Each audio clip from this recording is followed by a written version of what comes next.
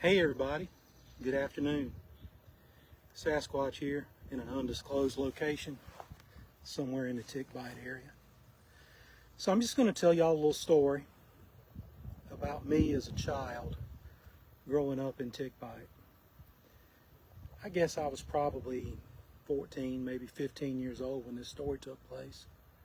It's got a little bit of everything, some excitement, some suspense, maybe a little scary, not much though. It'd be good for anybody. So we'll have to start back at the beginning. I graduated from the Herman Edwards School of Hunting Safety. He had me carry around a Stevens. Well, actually, he started out, he carried it. A Stevens over under single shot 410. And originally he carried it and he carried my shells. And as I moved up the ladder in training, I got to carry my own Stevens 410, but he still carried the shell. So eventually I worked up to where I could carry the shell in my shirt pocket, but I had to carry the 410 with the breech open with nothing in the breech. And you know, where nowadays you just get to go to a couple hour course and you get your hunter safety certificate. Mine took years, and I started training when I was probably 4 or 5 years old. Well, I took my first deer when I was 5, so around that time period. So anyway, this is me as a teenager, and it's November. It's a nice cool day. It's overcast, kind of like it is today. I got out the school bus, ran in the house, said hey to Mom. I had a few hours before dark. So I grabbed the old Stevens and a couple of shells. I didn't usually carry but 1 or 2. I mean, probably wasn't going to shoot at anything anyway, but you know, it was just a matter of being out in nature and enjoying myself. I ran out the back door and ran into the woods. There was a game trail that was very heavily used in those woods, and it led to a field. And I could sit on the side of this game trail, and I could see the field, and I found a nice spot to position. I didn't have any type of tree stand or anything at the time. I just sat on the ground. If you've ever been in the woods in November in eastern North Carolina, you know that the forest floor is completely covered with pine straw, leaves. There's a good layer of litter down on the ground. And when you walk on it, it makes a crunching sound. So I found a spot on this game trail that had a really thick layer of briars and some really thick underbrush behind it.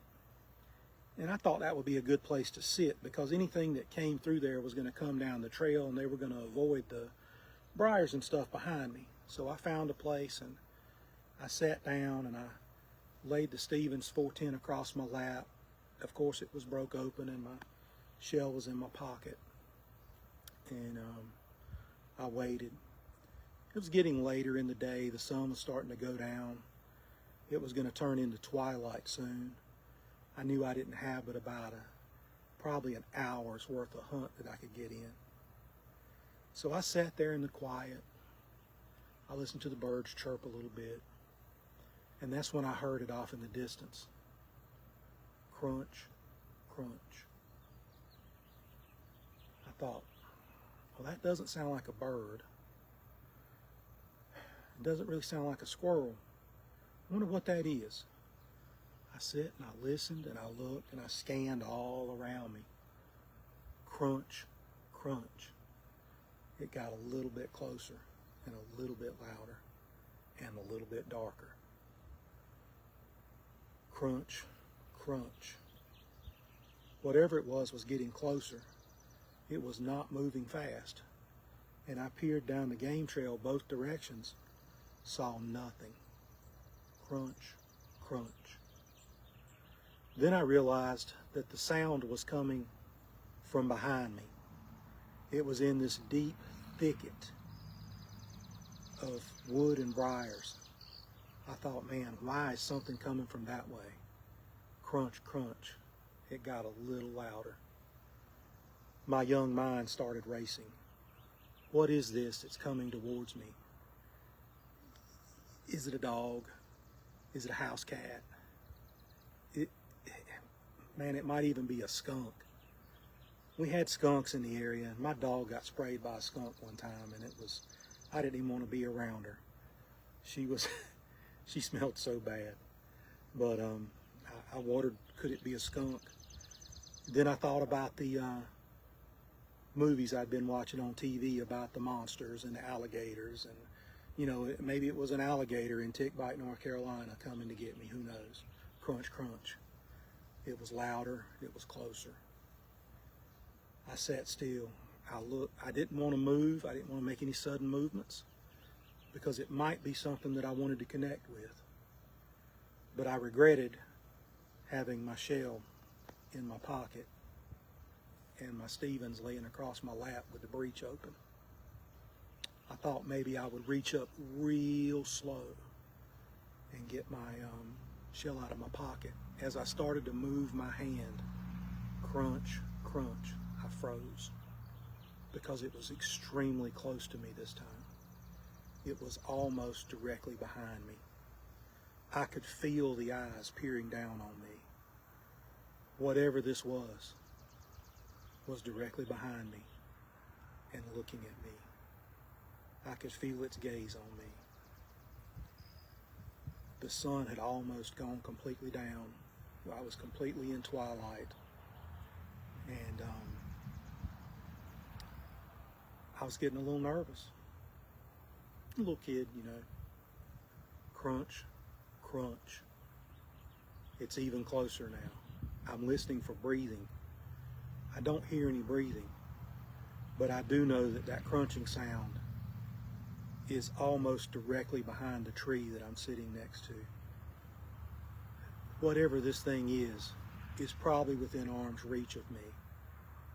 Crunch, crunch. I heard it move again. It sounded like it was coming off to my right. I slowly eased my hand up to my pocket. I pulled out that .410 shell and I eased it into the breech of my shotgun. Of course, me being right-handed,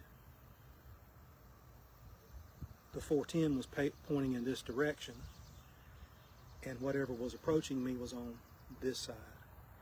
So I would have to make a quick transition so that I could do whatever I was going to do. Crunch, crunch. It was right on top of me now. I expected to hear breathing. I was listening for maybe the growl of a big cat or something. And then I heard a blood-curdling scream. It sounded like a woman that was completely terrified had screamed off in the distance. I knew it was a bobcat, and I knew it was a little ways from me. It wasn't what was making the crunching sound. But the woods were full of bobcats. I knew they were there. I'll be honest, my heart beat so fast. I was thinking about the bobcat. I was thinking about we had seen some bears in the area. And I was thinking more about that skunk. I didn't really want to get sprayed. Crunch, crunch. It was literally directly off my right side, just out of my peripheral vision. I couldn't see it, but I could hear it. I was listening for breathing. I was trying to control my breathing. I was smelling for the faintest of smells, trying to figure out what could possibly be right next to me. The bobcat screamed out again.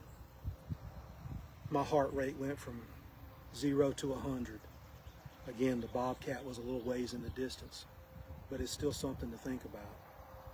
Crunch, crunch. It was directly beside me. It was dark. I couldn't see anything. I could barely see the outlines of the trees and the underbrush, but I didn't see an animal next to me, but I could hear the crunching sound. I decided it was time to do something. I leapt to my feet, and in one motion I closed the breech on my Stevens, and I turned in the direction that the crunching sound was coming from. There was nothing, but I heard it. Crunch, crunch. I thought, well, it's nothing big. It's probably that skunk I've been worried about.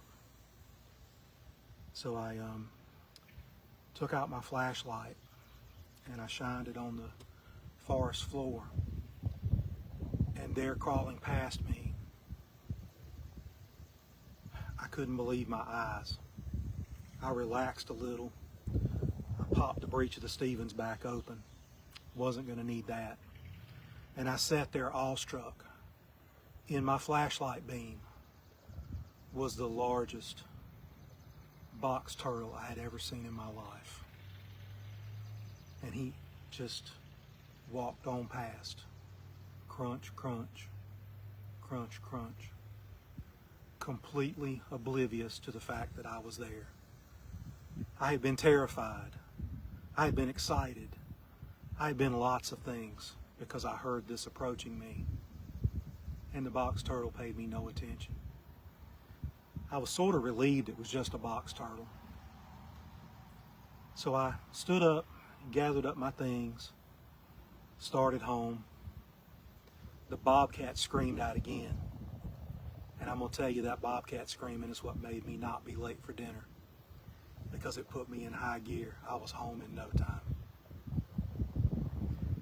So I'm glad I could share this with you. And I'll be doing more of these. I've got another story I'm going to tell real soon. It's about the tree in the road. It's a true story that happened to me when I was about 4 or 5 years old. And my father's in it, and several men from the neighborhood are in it. And it's a very interesting story. I'll be telling it very soon. Thanks for watching. Thanks for listening. And I'll be doing more of these. Y'all have a great day.